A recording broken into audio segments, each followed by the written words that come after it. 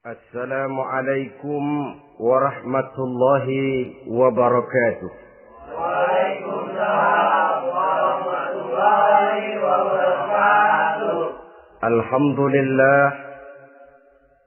Alhamdulillahillazi anzala al-Qur'an hudan lin-nasi wa bayyinatin minal huda wal furqan. Wassalatu wassalamu ala asyrafil anam wa ala alihi wa ashabihil kiram, amma ba'du. Saudara-saudara kaum muslimin rahimakumullah. Setiap penganut agama di dunia ini mempunyai sesuatu kitab yang dianggapnya sebagai kitab suci. Orang Hindu punya kitab Weda. Orang Buddha punya kitab Tripitaka. Yahudi mempunyai Taurat. Nasrani mempunyai Injil. Penganut Konghucu punya kitab Tao Te Ching. Orang Majusi punya kitab Zen Avesta. Orang kebatinan punya kitab Serat Centani, Hidayat Jati, Darmo Gandul, atau Gatoloco.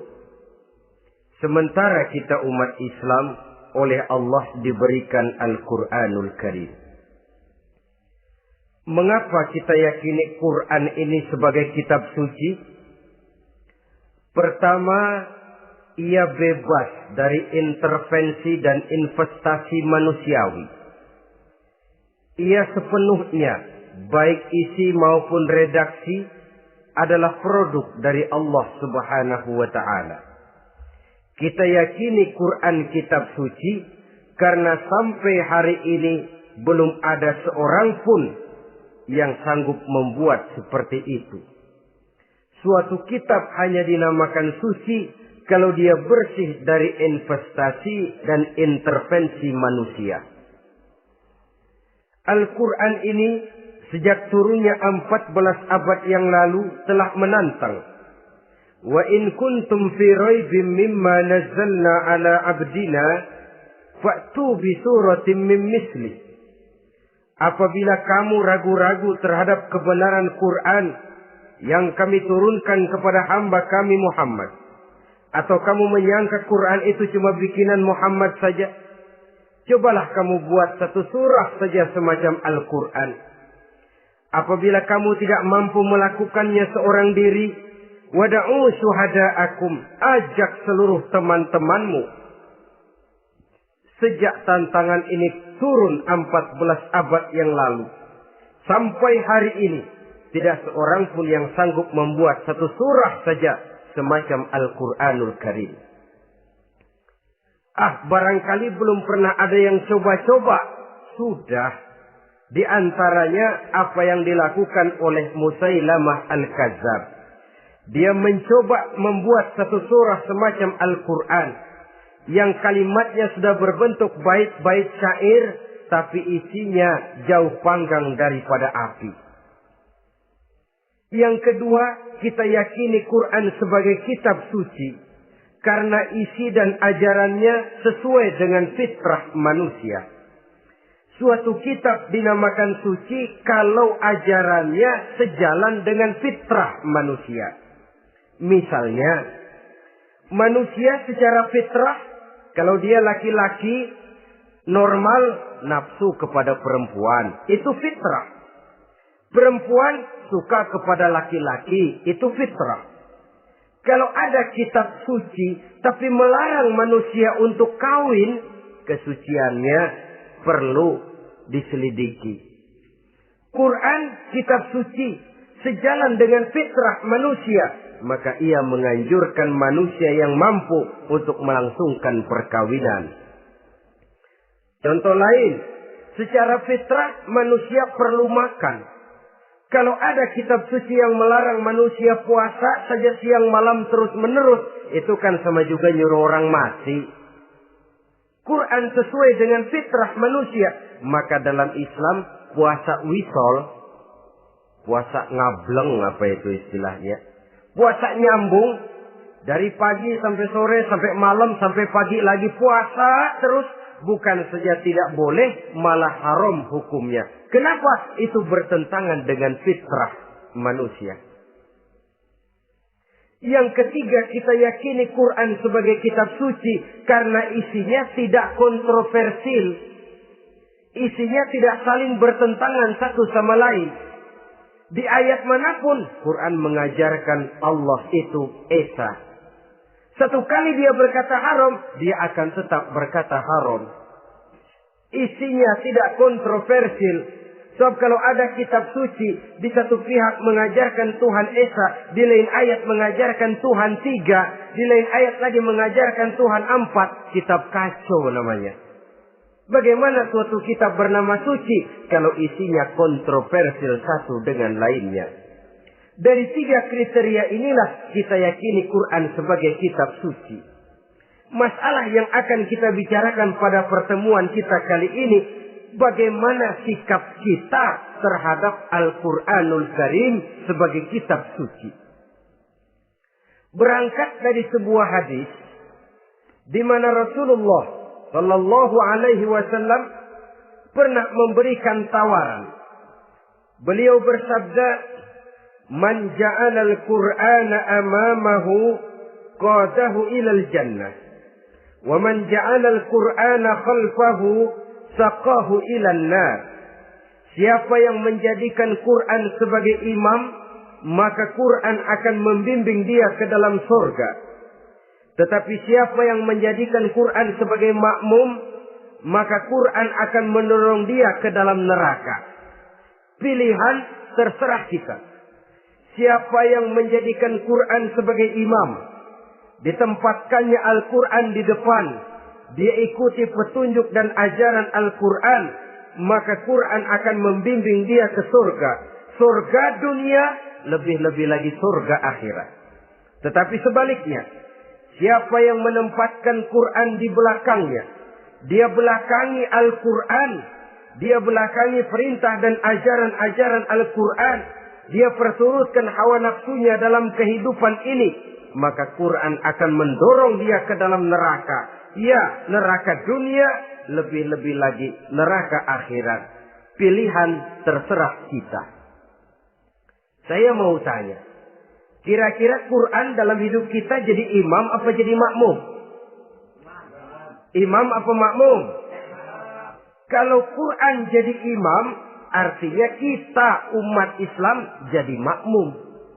Resiko dan logika tentu. Makmum harus ngikuti imam.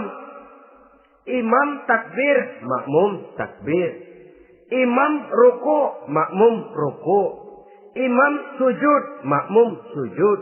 Imam tahiyat, makmum tahiyat.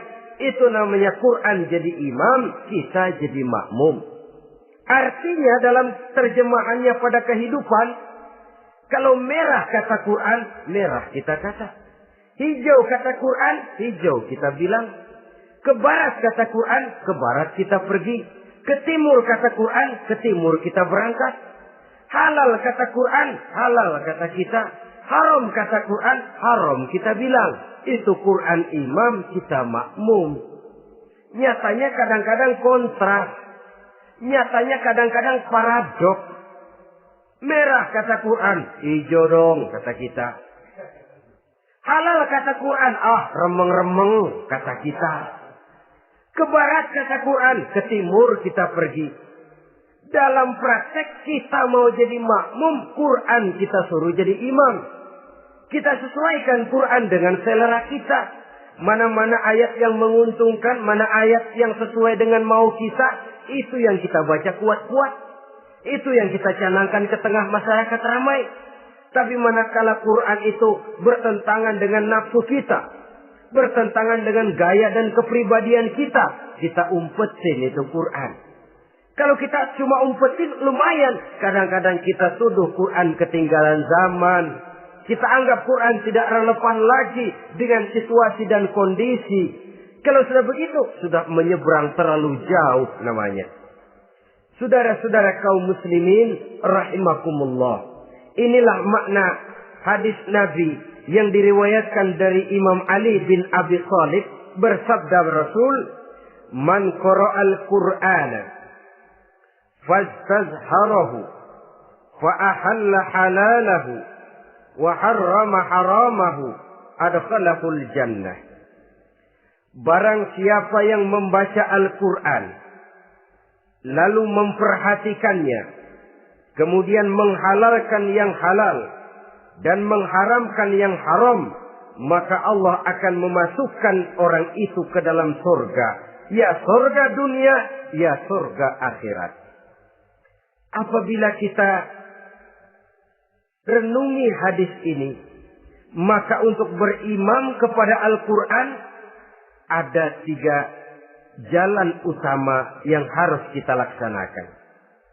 Pertama, dari kalimat man qara'al Qur'an, barang siapa yang membaca Al-Quran. Ini artinya, siapa yang ingin menjadikan Quran sebagai imam di dalam kehidupan, jalan pertama yang harus ditempuhnya, menanamkan kegemaran membaca Al-Quranul Karim. Al-Quran gharibun fima baina qaumin la yaqra'una. Quran akan jadi asing, Quran akan jadi aneh kalau terletak di tengah rumah orang Islam yang tidak suka membaca Al-Quranul Karim. Jadi langkah pertama, tanamkan kegemaran membaca Al-Quran. Saya tidak menyalahkan kalau remaja kita gandrung kepada Stevie Wonder. Baik kalau mereka senang kepada suara emasnya Michael Jackson atau suaranya Madonna. Tapi kalau sampai harus mengalahkan kecintaan mereka kepada membaca Al-Quran, ini ironi.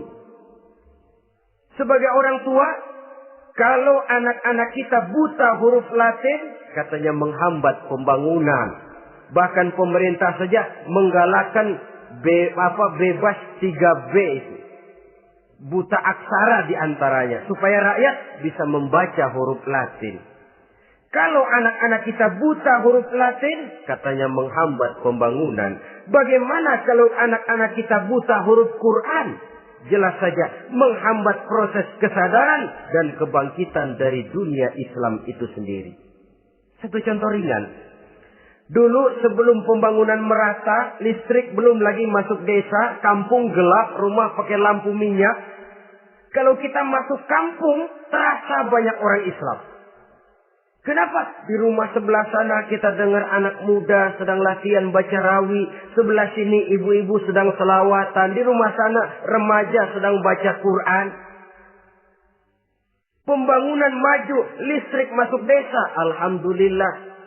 Tapi apa yang kemudian terjadi? Proses pergeseran nilai. Setelah listrik masuk desa, radio main kenceng-kencengan. Televisi main gede-gedean. Baca Quran sudah barang aneh, langka. Tengoklah sekarang kalau kita masuk kampung, ada yang remaja sedang baca Quran. Rasanya kok aneh, nggak umum. Sesuatu yang baik malah menjadi nilai-nilai keanehan. Saudara-saudara kaum muslimin rahimakumullah, tanamkan kegemaran membaca. Dalam satu hadis Nabi pesan, nawiru buyutakum bitilawatil Quran. Sinari rumah tanggamu dengan bacaan Quran. Sebab listrik ini cuma bisa menerangi gelap, tapi tidak akan sanggup menerangi hati manusia. Quran produk Allah dibaca dalam segala keadaan, tepat dan pantas. Lihat saja, orang sedih baca Quran, terhibur. Orang gembira baca Quran, tidak lupa diri. Di rumah mewah ada yang baca Quran, bagus. Di gubuk reot di pinggir kali ada yang baca Quran, cocok. Orang kawin dibacakan Quran, bagus. Orang mati dibacakan Quran, tidak jelek. Dalam segala keadaan, in all season, bahasa kerennya, dia pantas dibaca. Saudara-saudara, bahkan orang sakit gigi pun kalau dengar baca Quran, tidak marah. Coba lihat. Dia senang benar lagu Michael Jackson, tapi giliran sakit gigi. Coba setelin lagu Michael Jackson, kalau nggak mencah-mencah. Kamu gila apa nggak tahu saya lagi sakit gigi? Tapi coba bacakan Quran. Dia pasti tidak marah. Begitu besar daya pengaruhnya. Bahkan Abu Jahal sama Abu Lahab pernah rapat. Kata Abu Jahal sama Abu Lahab, Mas Lahab, gini loh Mas. Kenapa? Ini saya pikir-pikir salah satu yang menyebabkan kenapa saudara kita banyak ikut ajaran Muhammad. Mereka kalau sudah dengar bacaan Quran terpesona. Jadi kita blokir saja. Caranya gimana? Kasih pengumuman kepada Quraisy, jangan sekali-kali mau dengerin Muhammad baca Quran. Kamu juga jangan. Dan kamu, saya pun begitu. Mari kita janji, tidak mau dengar bacaan Quran. Salaman. Pulang ke rumah masing-masing. Dapat 1 hari tahan, 2 hari bertahan, 3 hari, seminggu ke atas. Abu Jahal mulai ada semacam rindu. Kangen pengen dengar ayat Quran. Karena secara pribadi dia mengakui keindahan gaya bahasanya jauh lebih tinggi dari kemampuan penyair Quraisy. Isi ajarannya sangat dalam dan menyentuh segi-segi kehidupan manusia. Gak tahan Abu Jahal kayak dikilikin hatinya. Keluar rumah mindik-mindik, umpet-ngumpet. Ngempet di rumah Nabi. Pengen dengar Nabi baca Quran. Rupanya Abu Lahab sama. Pikir Abu Jahal, Abu Lahab gak bakalan keluar. Abu Lahab berpikir, Jahal pasti di rumah. Dua-duanya bareng berangkat ke rumah Nabi. Cuma yang satu dari sebelah barat, yang satu dari sebelah timur. Ngempet, ketemu di sudut, sama-sama kaget. Jahal, loh kamu Lahab? Iya, kamu ngapain? Lah kamu ngapain? Akhirnya sama-sama malu. Sama-sama tidak bisa menahan diri. Akhirnya sama-sama ngakuin. Bagaimanapun kita harus akui bahwa Al-Quran ini mengandung daya pesona yang sangat luar biasa. Itu dari segi bacaan. Belum lagi dari segi ajaran. Belum lagi dari segi isi. Tanamkan kegemaran membaca Al-Quran. Sampai-sampai Nabi katakan, Innal ladzi laisa fi jawfihi syai'um minal Quran kal baitil kharib. Orang yang dari tenggorokannya belum pernah keluar ayat Quran barang sepotong pun. Belum pernah ngaji barang seayat pun. Itu orang kata Nabi kal baitil kharib. Kayak rumah kosong. Rumah kan kalau kosong biar bagus, mewah, besar, perabotannya lengkap. Kalau kosong, angker. Setan kuntilanak memedi betah benar di situ. Saudara-saudara kaum muslimin rahimakumullah. Dalam satu percontohan Nabi mengatakan begini. Masalul mu'minil ladzi yaqra'ul Qur'an kamasalil utrujah. Rihuha thayyibun wa ta'muha thayyibun. Orang mukmin yang suka membaca Quran adalah ibarat buah utrujah. Baunya wangi, rasanya lezat.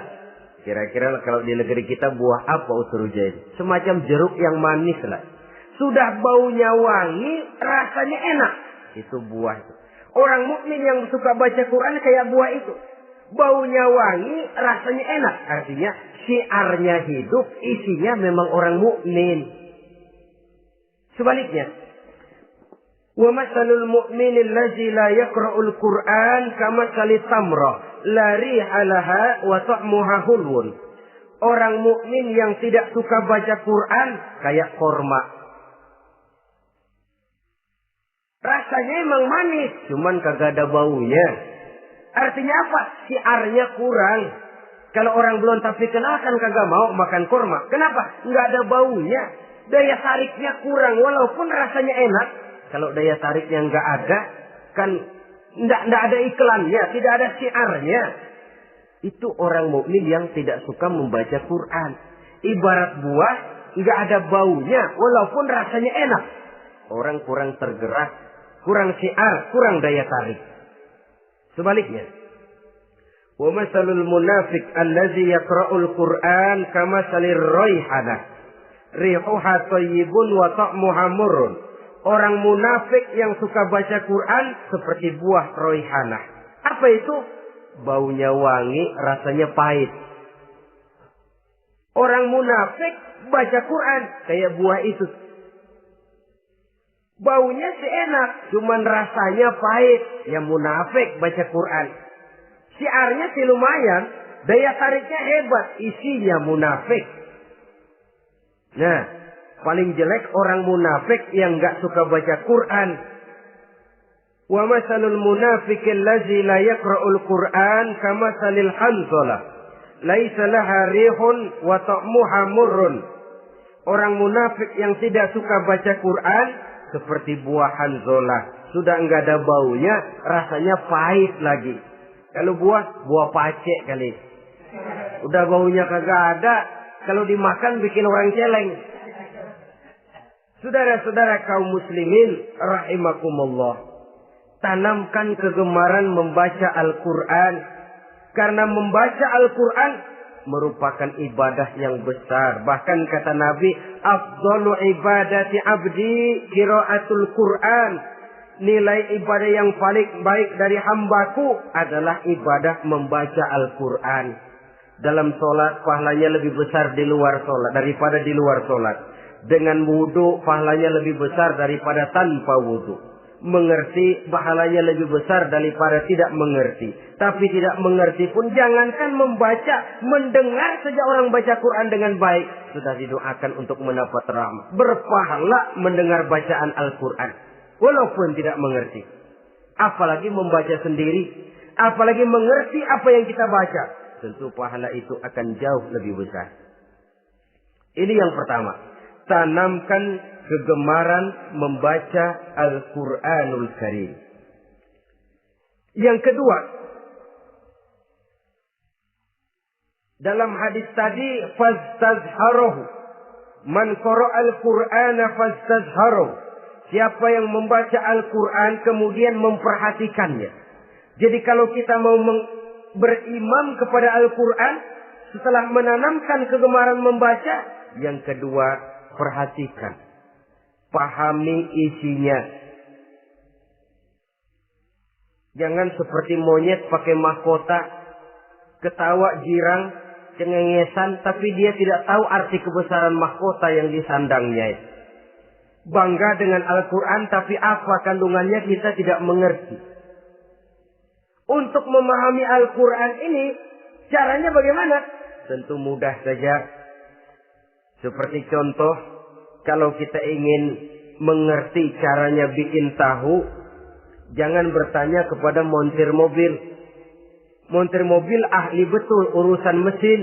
Tapi kalau urusan tahu, tanya dong tukang tahu. Untuk mengerti rahasia dan seluk-beluk Al-Quran, kita harus bertanya kepada orang yang memahami seluk-beluk Al-Quran. Para ulama, para kiai, para ustadz. Yang kita tahu kualitas keilmuannya, kita yakini loyalitas dan integritasnya kepada Islam ini. Kenapa? Ayat-ayat Quran itu elastis. Dia dibawa kemana saja mau. Ditafsirkan menurut kemauan orang bisa. Paling celaka kalau yang belajar tidak punya dasar, yang mengajar punya maksud lain. Sesat dan menyesatkan. Yang ngajar punya nafsu ambisi. Yang belajar tikus budek. Yang memang tidak punya dasar apa-apa. Sekali belajar langsung tafsir. Cara wudhu yang baik saja belum ngerti. Cara rukuk dan sujud yang baik saja belum bisa. Yang membatalkan sholat apa ndak bisa, ndak ngerti. Sekali langsung. Ndak, supaya kita langsung saja belajar langsung Al-Quranul Karim. Tidak jelek. Cuma akan lebih baik kalau sebelumnya ada unsur penunjang dari nilai-nilai keilmuan dalam Islam ini. Disinilah perlunya menghidupkan majelis-majelis taklim. Sebab kalau Al-Quran hanya dipahami dan dikutak-kutik menurut maunya rasio saja, kekuatan rasio terbatas. Saya akan khawatir nantinya akan timbul pendapat-pendapat di mana Al-Quran disesuaikan dengan otak. Bukan otak ngikuti Quran, tapi Quran disuruh ngikuti otak. Contoh yang dekat saja. Kalau saudara ngukur kayu pakai meteran, itu kira-kira meteran ikut kayu, apa kayu ikut meteran? Ayo, kira-kira kayu ikut meteran, apa meteran ikut kayu? Meteran ikut kayu. Bagus. Kalau meteran ikut kayu, artinya nggak ada meteran benar di dunia ini. Kayunya kependekan, meterannya dipotong. Kan begitu loh. Meteran ikut kayu namanya. Bukan meteran ikut kayu, tapi kayu yang harus ikut meteran. Otak harus ikut wahyu. Jangan wahyu disuruh ikut otak. Manusia ikut Quran, jangan Quran disuruh ikut manusia. Dan kaum orientalis, ya, orang barat di luar Islam yang mendalami, mempelajari Islam dengan tujuan mencari kelemahan Islam untuk menghantam umat Islam. Itu sengaja mencari ayat-ayat yang mereka kumpulkan untuk menghantam umat Islam. Supaya mereka meragukan Qur'annya untuk kemudian pada suatu saat meninggalkan Qur'an sama sekali. Timbullah pendapat ada ayat Quran yang sudah tidak sesuai lagi katanya dengan situasi dan kondisi. Seolah-olah otak manusia sudah jauh lebih pintar daripada Al-Quranul Karim. Saudara-saudara kaum muslimin rahimakumullah. Inilah yang kita berlindung dari Allah. Sebab secara demikian dengan kata lain kita secara tidak sadar sudah mengurangi kemahamutlakan dan kesempurnaan dari Allah Subhanahu wa taala. Untuk memahami Al-Qur'an maka kita harus bertanya kepada ahlinya, mengaji, menghidupkan majelis-majelis taklim. Jangan sampai Al-Qur'an menjadi awam di tengah masyarakat Islam sendiri. Ini jalan yang kedua, memahami isinya. Sehingga dengan demikian, manakala Al-Quran dibacakan orang, pemikiran kita tidak lagi terpusat kepada kemerduan suara orang yang membaca, tapi tertuju kepada isi yang dikandungnya. Sehingga dalam kondisi semacam itu, boleh jadi tiap kali dibacakan Al-Quran, nilai iman makin tambah. Kita dengar orang baca, Alam taro kaifa fa'ala rabbuka bi ashabil fil. Terbayang oleh kita bagaimana Raja Abrahat dengan pasukannya mau menghancurkan Ka'bah. Bagi Allah cukup menurunkan burung ababil. Hancur lebur Abrahat, raja besar dengan seluruh pasukan gajahnya. Berantakan dibuatnya cuma dengan burung ababil. Allah maha besar, Allah maha kuasa. Tambah iman. Kalau tidak, ya seperti yang banyak terjadi. Quran menceritakan azab, kita malah kesenangan. Walakum azabun alim. Kamu akan mendapat azab yang pedih. Kita teriak di pojokan, toyib, toyib. Allah, alhamdulillah. Digambarkan azab malah baik-baik. Bahwa kita suka, kita gemar kepada bacaan Quran dengan suara yang merdu, alhamdulillah. Akan lebih baik lagi kalau kita mengerti apa yang dibacanya. Sebab perintah membaca tersirat makna perintah untuk memahami. Perintah memahami tersirat makna untuk mengamalkan. Dengan kata lain, kita hanya bisa mengamalkan Quran dengan baik kalau kita mengerti isinya. Kita hanya bisa mengerti isinya kalau kita rajin membacanya. Baik membaca yang tersirat, baik membaca yang tersurat dengan petunjuk para alim ulama, para kiai, dan orang-orang yang ahli di bidang itu. Saudara-saudara kaum muslimin rahimakumullah. Inilah jalan kedua. Upayakan memahami isinya. Hidupkan kajian-kajian agama. Hidupkan majelis-majelis taklim. Jangan sampai Al-Quran asing di hati kita sendiri. Jangan sampai kita awam terhadap makna kandungan dan ajaran Al-Quran. Sementara kita yakini bahwa dialah yang akan bisa membimbing kita menuju kebahagiaan sejak dari dunia sampai ke akhirat nanti. Jalan ketiga untuk berimam kepada Al-Quran. Setelah menanamkan kegemaran membaca, lalu berupaya memahami isinya. Yang ketiga adalah mengamalkannya dalam kehidupan sesuai dengan kemampuan yang kita miliki. Quran tidak akan membawa berkah Kalau ajaran yang terkandung di dalamnya kita baca, tapi kemudian kita injak-injak dalam praktek kehidupan. Quran mengatakan riba haram, tapi praktek kita dalam hidup malah senang betul kepada riba. Quran mengajarkan jagalah kesatuan persatuan dan ukhuwah Islamiyah. Praktek yang kita lakukan malah centang perenang, malah saling bertolak belakang, malah kadang menjegal kawan seiring, menggunting dalam lipatan, ramai kita dengan kita. Lalu kelemahan pun menjadi kenyataan di mana-mana. Quran sekali lagi tidak akan membawa berkah kalau yang kita baca kita injak-injak.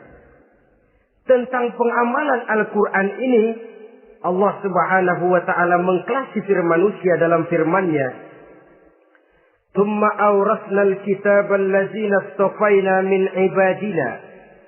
Kemudian kami wariskan Al-Quran ini kepada hamba-hamba kami yang kami pilih.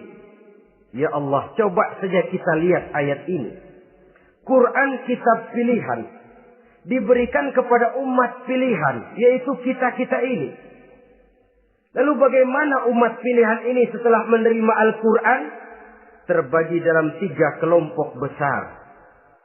Pertama kata Allah, faminhum zalimun li nafsihi.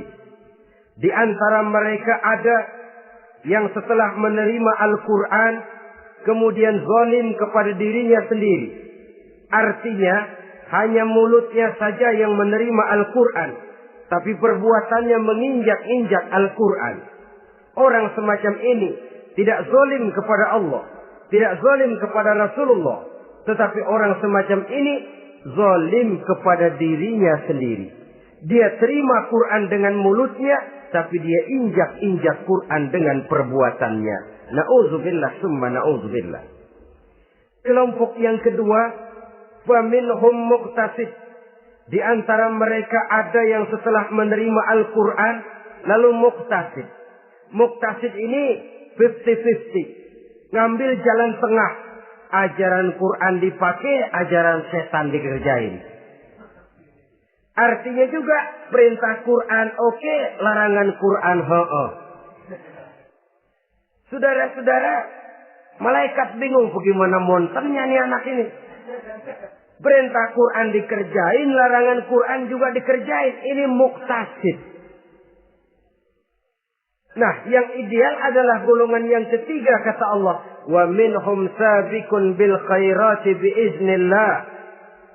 Di antara mereka ada lagi yang setelah menerima Al-Quran lalu berlomba-lomba melaksanakannya. Berlomba-lomba mengamalkan kebaikan, dan itu hanya bisa terjadi biiznillah, dengan izin dari Allah. Hidayah, saudara-saudara. Berapa banyak orang yang mengerti Quran tapi hidupnya jauh dari cahaya Quran. Berapa banyak orang yang ahli Quran tapi cahaya Quran tidak menerangi kehidupannya. Berapa banyak orang yang ahli hukum tapi bikin bingung masyarakat dengan fatwanya. Saudara-saudara kaum muslimin, kenapa bisa terjadi? Itu tidak ada hidayah, tidak biiznillah, tidak ada izin dari Allah. Maka bisa membaca Quran, alhamdulillah. Bisa memahaminya, kita bersyukur kehadirat Allah. Lebih penting dari itu, kita mohon hidayah agar bisa mengamalkannya sesuai dengan kemampuan kita. Saudara-saudara kaum muslimin rahimakumullah. Mana yang lebih banyak di zaman kita sekarang ini? Kita bisa analisa. Ada yang menerima Quran hanya dengan mulutnya saja. Kalau ditanya, Tuhanmu siapa? Allah. Kiblatmu mana? Ka'bah. Saudaramu siapa? Umat Islam. Kitab sucimu apa? Quran. Kamu bisa baca? Enggak. Ya, kalau cuma enggak bisa baca, barangkali kadang-kadang Quran saja pun tidak punya. Ini yang ironi, ini yang menyedihkan. Saudara-saudara kaum muslimin rahimakumullah. Tanpa melaksanakan konsepsi Al-Quran di dalam kehidupan, maka kesenangan kita membacanya, pengertian kita tentang Al-Quran barangkali tidak akan bisa berbuat terlalu banyak di dalam kehidupan.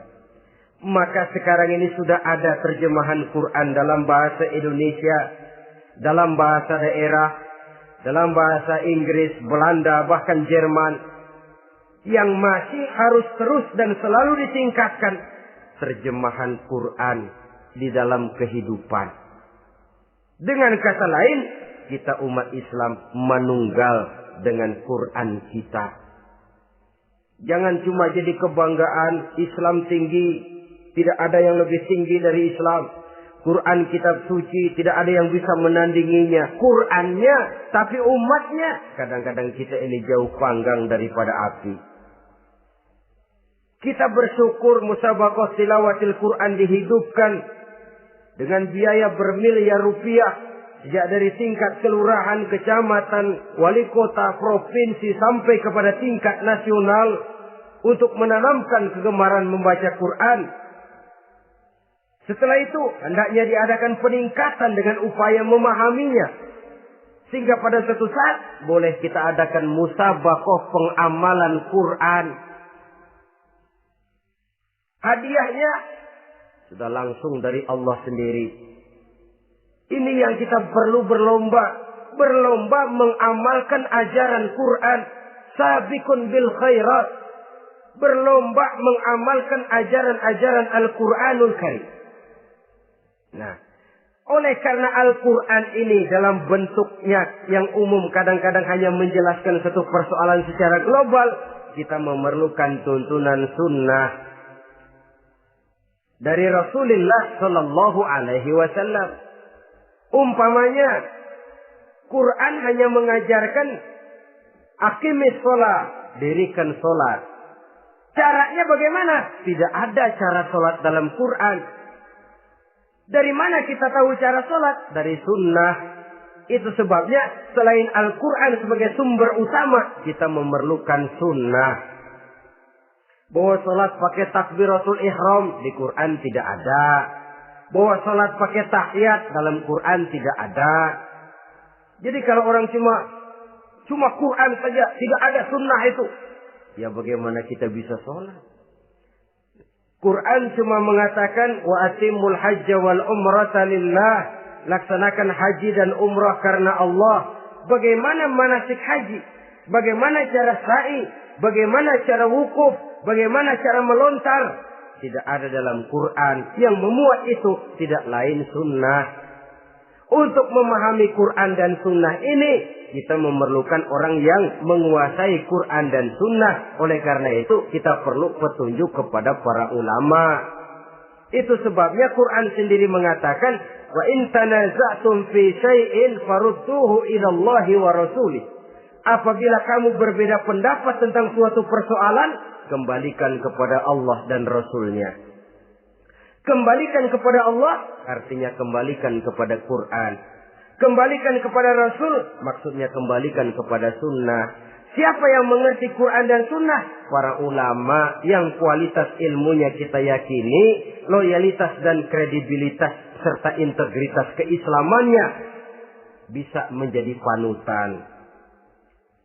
Saudara-saudara kaum muslimin rahimakumullah. Dengan demikian, kalau orang berkata, langsung saja memahami Quran. Sekarang kan sudah banyak terjemahannya. Tidak usah lewat ulama-ulamaan. Saya tidak mencela, cuma agak mengkhawatirkan. Kalau dia memahami Quran cuma sekedar lewat terjemahannya saja, sangat mungkin jadi dia bisa salah paham. Kita memerlukan bantuan sunnah. Kita memerlukan petunjuk para ulama yang menguasai di bidang itu. Kembalikan kepada Quran dan sunnah. Artinya bertanya kepada orang yang memahami Quran dan sunnah. Loh, dengan begitu kan akan terjadi perbedaan pendapat. Perbedaan pendapat sesuatu yang halal sepanjang tidak menyebabkan kita berpecah belah. Halal berbeda pendapat. Asal diletakkan pada proporsinya. Apalagi kalau perbedaan pendapat itu cuma masalah teknis, bukan masalah prinsip. Kenapa tidak pulang saja kepada tuntunan Quran? Lana a'maluna walakum a'malukum. Kami akan mengamalkan amalan yang kami yakini benarnya. Saudara persilahkan mengamalkan amalan yang saudara yakini benarnya. Sama-sama punya alasan, sama-sama punya dalil. Tidak usah saling menyalahkan. Tidak usah saling mengklaim, merasa yang paling benar, orang lain salah semua. Kemukakan argumen, jangan sentimen. Harus dengan semangat mencari kebenaran, bukan untuk mencapai kemenangan. Kalau sentimen lebih penting dari argumen, kalau kemenangan lebih diutamakan dari mencari kebenaran, yang berlaku kadang-kadang gengsi. Kalau sudah gengsi, yang bicara emosi. Kalau sudah emosi, istilah kita di kampung ngambek. Gedean ilmunya sama ambeknya. Kadang-kadang, saya kalau nggak jadi imam nggak mau sembahyang di situ. Kalau nggak jadi imam, orang lain dianggapnya kagak sah sembahyangnya. Pokoknya kalau nggak ngaji sama saya, Islamnya kurang benar. Mengklaim. Perbedaan pendapat wajar, halal, asal tidak menyebabkan kita berpecah belah. Dan sewajarnya kita lebih berusaha mencari titik pertemuan, memperbesar persamaan, dan bukan mengutak-utik perbedaan. Kadang-kadang inilah penyakit kita nih. Satu kunut, satu tidak sembahyang subuhnya. Bisa RT. Satu usoli, satu tidak. Bisa RW. Satu azan sekali Jumatan, satu dua kali. Bikin masjid lagi. Kenapa bukan persamaannya yang dicari? Kenapa justru perbedaannya yang diperbesar? Yang masalah macam ini sampai kiamat tidak pernah selesai.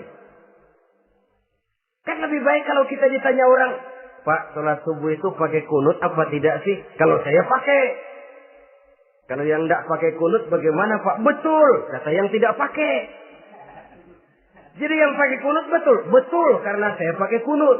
Yang tidak juga betul. Betul, kata yang tidak pakai.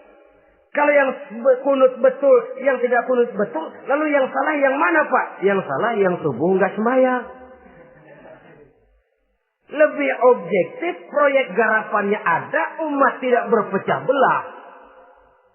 Ini yang konyol, kadang-kadang khutbah Jumat pakai membongkar khilafiyah, menghantam tahlil, menghantam kunut. Selesai sembahyang Jumat, apa yang terjadi? Umat resah, masyarakat gelisah, polemik timbul, masalah tidak terselesaikan. Orang jadi khotib itu raja dalam mimbar Jumat, siapa yang mau bantah dia? Kalau memang mau buka itu persoalan khilafiyah, buka dalam forum khusus. Adakan pengajian, jelaskan masalahnya secara luas, mendasar. Jangan mengklaim dan memponis. Berikan kebebasan kepada umat untuk menilai masalahnya selesai. Yang tidak puas bisa bertanya. Saudara-saudara, sudah lewat masanya kita meributkan soal itu. Sudah datang waktunya di mana kita lebih mementingkan dan membicarakan masalah-masalah yang lebih mendesak dihadapi oleh umat. Kemiskinan misalnya, kebodohan misalnya, keterbelakangan umpamanya, peluang untuk mendapatkan pendidikan yang layak bagi anak-anak kita yang berotak cerdas tapi tidak punya kemampuan ekonomi umpamanya. Itu akan lebih objektif ketimbang kita membicarakan masalah-masalah yang sampai kiamat tidak akan pernah selesai. Yang hanya akan menyebabkan kita menjadi lemah, persatuan koyak, solidaritas sosial lalu menurun, saling curiga menjadi tumbuh karenanya, dan pada akhirnya kita tidak akan pernah bisa berbuat banyak. Untung kalau tidak menjadi tertawaan bagi orang yang berdiri di luar pagar. Saudara-saudara kaum muslimin rahimakumullah. Sekali lagi, Al-Quran tidak akan membawa berkah kalau yang kita baca, kita injak-injak. Oleh karenanya, untuk berimam kepada Quran ini, sekali lagi pertama, tanamkan kegemaran membaca. Yang kedua, upayakan memahami isinya melalui bimbingan orang yang ahli bidang itu. Yang ketiga, amalkan sesuai dengan kemampuan. Sebab itu ada prinsip, kalau isi suatu hadis nampaknya bertentangan dengan otak, kesohihan hadis itu boleh diperiksa. Tapi kalau ayat Quran nampaknya bertentangan dengan otak, otaknya yang harus diperiksa. Jangan Qur'annya lalu disesuaikan dengan otak. Sebab kalau kita sudah berani berteori, ada ayat Quran yang tidak sesuai dengan keadaan. Ayat yang mana? Yang ini. Tahun depan tambah lagi. Tahun depan tambah lagi. Makin lama makin habis Al-Quran itu. Yang perlu diperbarui cara kita memahami Quran. Bukan dengan mengemukakan teori ayat Quran kehilangan relevansi. Cara kita memahami barangkali yang kurang relevan. Dalam situasi, dalam konteksnya dengan situasi dan kondisi. Jangan lupa, Al-Quran ini kan untuk semua umur. Dia bisa dipahami secara filosofis. Dia bisa dipahami dengan kacamata orang awam. Tingkat kemampuan berpikir orang tidak semuanya sama. Kalau semua orang kita mau ajak berfilsafat, merenung dalam-dalam, menerawang tinggi-tinggi, ialah buat mereka yang terjangkau oleh perguruan tinggi. Tapi buat saudara-saudara kita, pedagang-pedagang kecil, petani di desa-desa terpencil, remaja-remaja yang jauh dari sentuhan teknologi canggih, sanggupkah mereka berpikir filosofis? Sementara mereka merupakan bagian terbesar dari kondisi umat ini. Saudara-saudara kaum muslimin, oleh karenanya ditentang membaca, memahami dan mengamalkan, Rasulullah Sallallahu Alaihi Wasallam pernah memberikan sugesti. Beliau bersabda, "In aradtum aisas su'ada," apabila kamu menginginkan kehidupan yang bahagia, hidup seperti hidupnya orang-orang yang bahagia. Dan tentu ini keinginan kita semua. Wa mautas syuhada, dan menginginkan mati sebagai matinya para syuhada, para pahlawan pembela agama, orang yang mati syahid. Wah, ini sudah tidak duanya ini. Hidup mulia, mati syahid. Dapat dua-duanya. Wan najata yaumal hasri, dan ingin mendapat keselamatan pada hari hasyar, hari pengumpulan manusia di padang mahsyar. Wazilla yaumal harri, dan mendapat perlindungan dari Allah pada hari yang sangat panas. Wal huda minadh dhalalah, dan mendapat petunjuk dari kesesatan. Nah, ini keinginan semua orang. Kan yang kita cari apa sih? Hidup bahagia. Biar ndak kaya asal bahagia, sudah enak. Lalu apa lagi? Matinya sebagai syahid. Kemudian di hari pengumpulan nanti mendapat keselamatan. Lalu pada saat orang lain kepanasan kita mendapat perlindungan. Kemudian orang lain kebingungan kita mendapat petunjuk. Kalau ini yang diinginkan kata Nabi, resepnya fa'adimu qiraatal Quran. Maka lazimkan, biasakan olehmu membaca Quran. Tidak ada terlambat. Idealnya memang dari kecil, sebab lidah kalau sudah kaku berat. Disuruh baca innallaha laghaniyun hamid. Lidahnya berat. Innallaha lampuniyun hamid. Lampuniyun. Laghaniyun jadi lampuniyun. Lidah itu kalau sudah berat ya memang berat. Disuruh baca ya bani Israel. Lidahnya berat. Ya bini Siroil. Jadi ya bini Siroil. Saudara-saudara, idealnya memang dibiasakan dari kecil supaya lidah itu ringan. Kalau tidak ada istilah terlambat. Saya malu Pak, belajar alif-alifan udah gede. Ya jangan alif-alifan, alif beneran. Alif-alifan kapan bisa ya? Alif beneran yang dipelajari. Tidak ada istilah terlambat, tidak ada istilah malu untuk belajar Al-Quran ini. Saudara-saudara kaum muslimin rahimakumullah. Ini sugesti untuk menanamkan kegemaran membaca.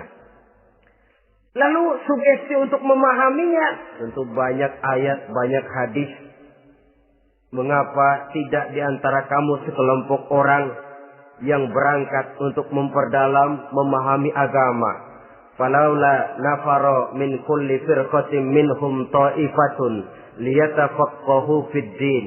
Di tengah kelompok orang yang berangkat belajar teknologi canggih, di tengah grup orang yang mendalami ekonomi, di tengah kelompok orang yang membidangi hukum, di tengah kelompok orang yang sibuk meneliti ilmu-ilmu kedokteran, mengapa tidak ada kelompok orang yang secara takhasus liyatafaqahu fid din, mendalami agama, mendalami Quran ini harus ada. Lalu sugesti untuk mengamalkan Al-Quran kelihatan dari peringatan Allah yang kita bisa temukan pada surah Toha ayat 124 sampai dengan 127. Wa man a'rada an zikri, barang siapa yang berpaling dari peringatanku, kata Allah.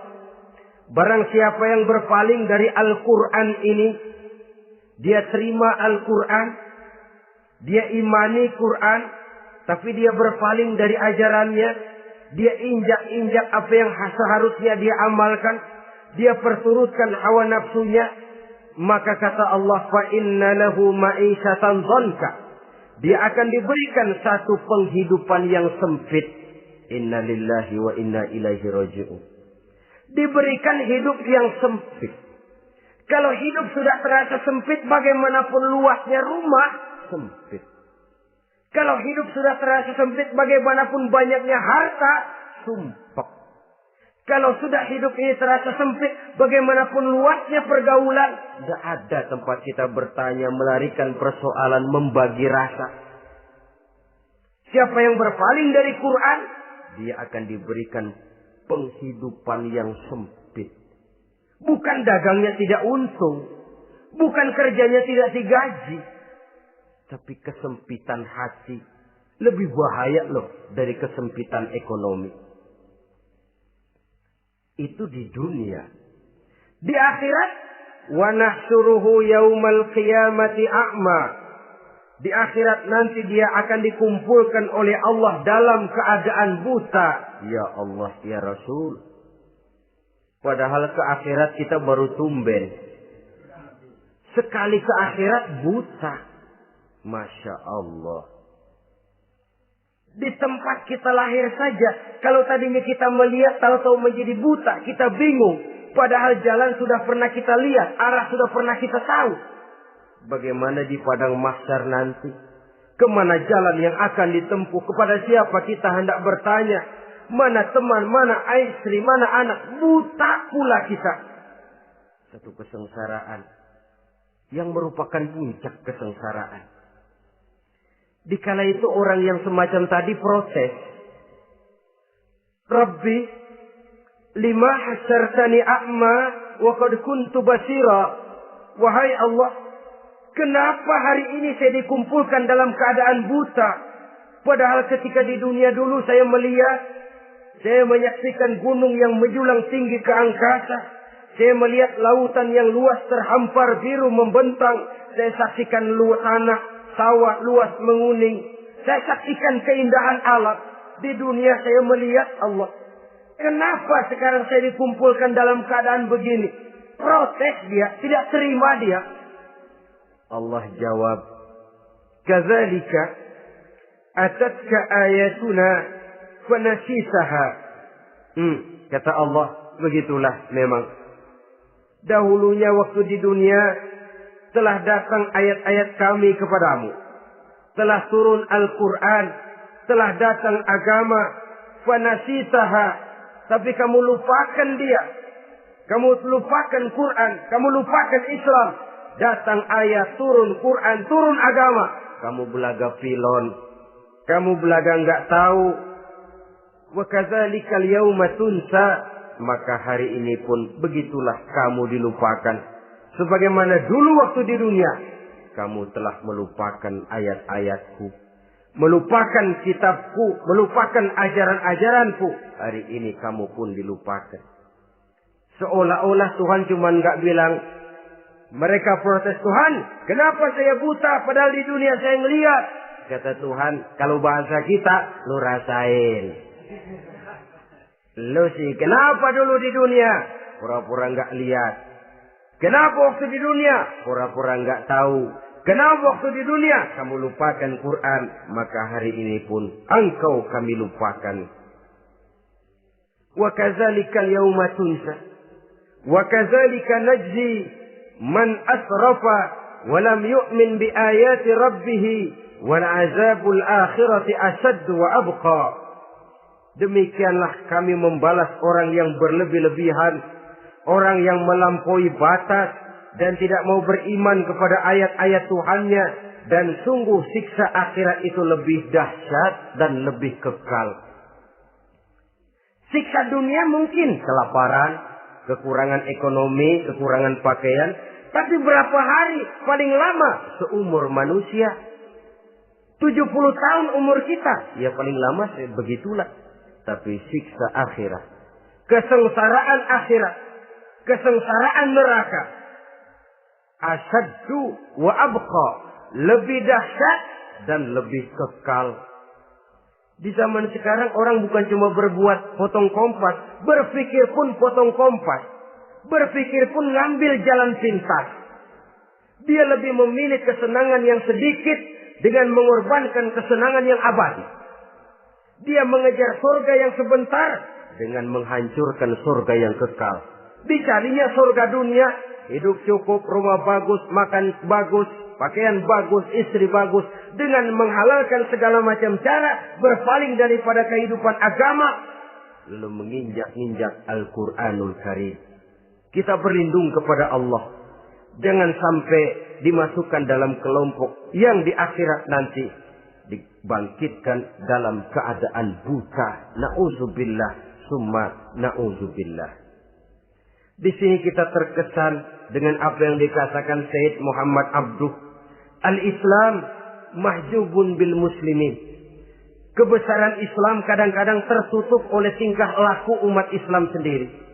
Keluhuran dan kesempurnaan Al-Quran tertutup oleh kebodohan umat Islam. Sedangkan untuk mengungkapkan rahasia Al-Quran ini diperlukan keahlian yang kompleks. Saudara yang di Fakultas Teknik belajar teknologi, ungkap buka rahasia Quran di bidang teknologi. Saudara yang di bidang kedokteran, ungkap buka rahasia Al-Quran di bidang kedokteran.